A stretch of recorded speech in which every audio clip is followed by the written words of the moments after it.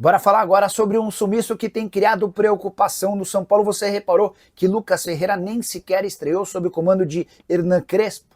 O atacante, revelado na base e um dos principais jogadores no time de Zubeldia, nem sequer foi utilizado.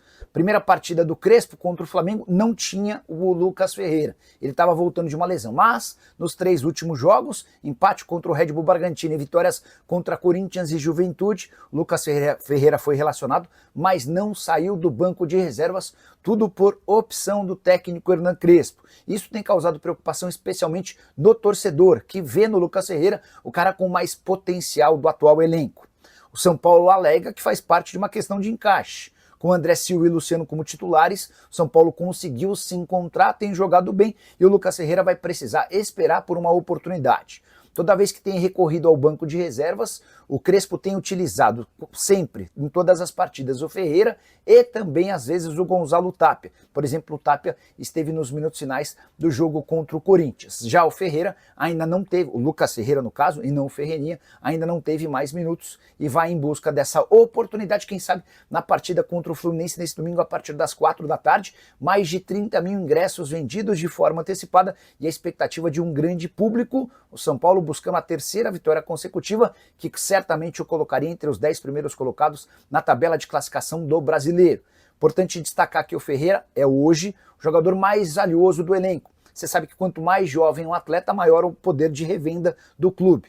Lucas Ferreira, formado nas categorias de base do São Paulo, soma 22 jogos, 1 gol e 1 assistência, chegou a ser cotado para deixar o tricolor, acabou renovando o contrato e o São Paulo já deixou bem claro que não tem a intenção de negociá-lo por agora. A ideia é que ele se torne cada vez mais titular e protagonista no São Paulo. Ao que parece, vai haver a necessidade de algum tempo, me parece ser algo normal, nada que fuja da realidade, até porque o Crespo está conhecendo o elenco, os atletas, e o Lucas Ferreira a qualquer momento deve ter mais minutos. A pergunta que eu deixo para você, São Paulino, como é que você vê essa questão? Lucas Ferreira tem espaço nesse time? Pode ser titular? Ou com o Luciano e André Silva o time se encaixou e assim que deve seguir? Por favor, use o espaço para comentários para registrar sua opinião. Beleza? Hora de falar sobre o São Paulo e sobre um trio que custa muito e entrega bem pouco, pelo menos no ano de 2025. Lucas Moura, Oscar e Caleri são de longe os jogadores mais bem pagos do elenco do São Paulo, mas são também aqueles que mais decepcionam na atual temporada. Os 3 machucados nesse momento. Lucas Moura, cujo salário é de 1.800.000 por mês, só fez 13 partidas no ano, com 3 gols e uma única assistência. O Oscar, que custa R$1,5 milhão apenas ao São Paulo, há também a ajuda de um parceiro com parte dos vencimentos dele. O Oscar soma 21 jogos com 2 gols e 5 assistências.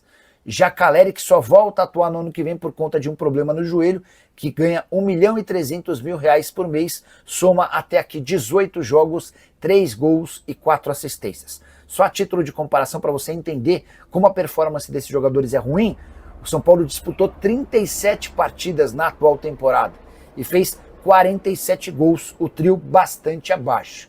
Pergunta que eu deixo é: qual dos 3 te decepciona mais em 2025? Já uso o espaço para comentário para registrar sua opinião. Quero falar agora sobre o São Paulo, que torce muito para que o atacante Antony seja negociado com o clube saudita.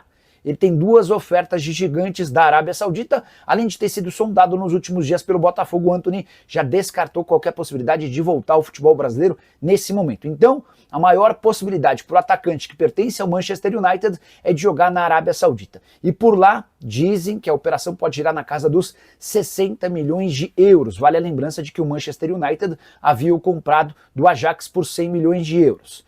Vamos fazer valer essa ideia de que o Antony pode ser vendido por 60 milhões de euros. Estamos nos referindo a um negócio de 392 milhões de reais. E é aqui que entra o São Paulo. Tricolor, como clube formador, tem direito a 3,5% do valor de qualquer operação na qual o Antony estiver envolvido até se aposentar.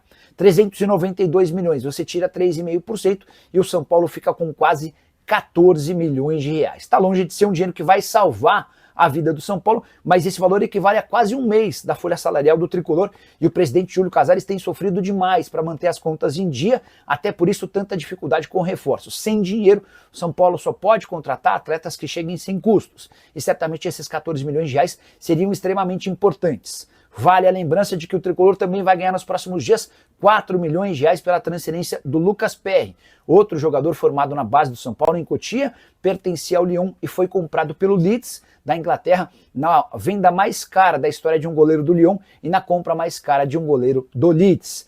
Só para arrematar sobre o São Paulo, o Tricolor já vendeu 22 mil ingressos de forma antecipada para a partida desse domingo contra o Fluminense no Morumbi às 16 horas. A expectativa é de casa cheia, depois de o Tricolor ter vencido o Corinthians e o Juventude de forma consecutiva. Bora falar agora sobre Gustavo Scarpa, que foi aquele que mais queimou o seu filme com toda a confusão vivida no Atlético nas últimas horas. Quero acrescentar também que o Scarpa foi acompanhado bem de perto pelo São Paulo. Posso assegurar que no Tricolor o Scarpa seria visto como uma grande contratação. Pois bem, primeiro quero falar sobre a situação do Scarpa no Galo. Ele é apontado por dirigentes e também por homens do departamento do futebol como o grande articulador de toda essa rebelião, que quase culminou numa debandada de jogadores do Atlético. Desde a semana passada, quando eu informei sobre 2 reuniões entre jogadores e dirigentes, era o Scarpa o mais revoltado com a falta de pagamento e de cumprimento das promessas que haviam sido feitas pelo Atlético. O Scarpa levou o caso para uma notificação extrajudicial, embora não tenha tido a mesma coragem do Rony de procurar a justiça.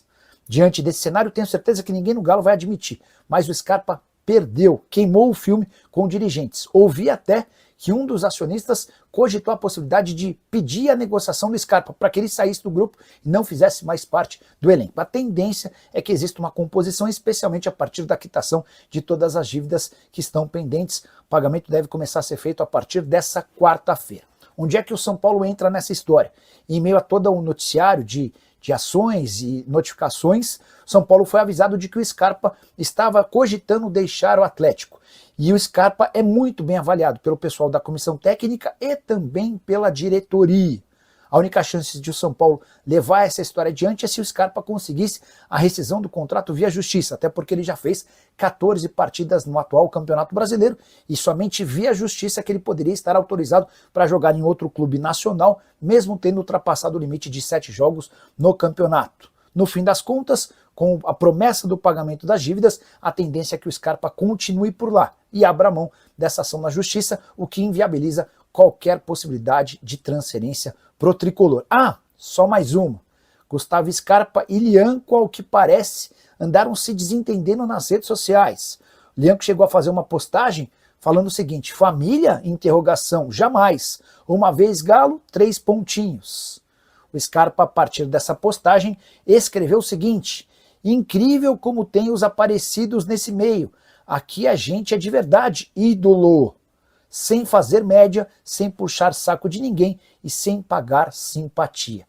O Scarpa deixou essa postagem por 2 minutos e depois a retirou, já sabendo que ela seria alvo de muitos prints e ficaria eternizada. E você, como vê toda essa situação? Que pensa sobre tudo que eu contei? Não esquece de deixar like, de se inscrever no canal. Fala pessoal, estamos aí com atualizações importantes do São Paulo. Se inscreva e ative o sininho para receber mais atualizações do Tricolor. Deixe seu like, que é muito importante para o crescimento do canal. Utilize o espaço aqui embaixo para registrar sua opinião. Ficamos por aqui com mais esse giro de notícias. Um abraço e até o próximo vídeo.